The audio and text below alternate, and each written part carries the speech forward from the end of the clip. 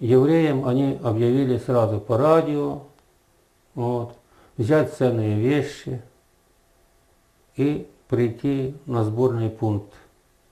А евреев они собрали, сказали явиться. Не арестовывали так, чтобы ходили по квартирам, ну, большинство, кто эвакуировалось, ну, такие, кто беднее был, тот, или кто не успел эвакуироваться, так они собрали на 7-ю площадку, у нас здесь площадки называются, военный городок такой, площадка, где военные стояли. И у нас на штабной, это 3-я площадка называлась, они на 3-ю площадку их собрали. Они их там долго не держали.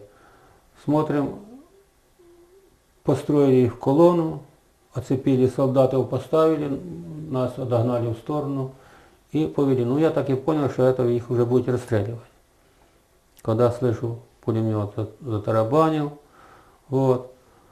И потом сняли оцепление. Ну, военнопленные, видно, их зарядили, потом военнопленных тоже держали на 3-й площадке. Когда мы пришли туда, да, там земля даже урушилась. Еще и живых закопали там, кого ранили, они же там с пулеметов стреляли, туда бросали в яму. Так земля ворушилась там. Сколько там погибло людей?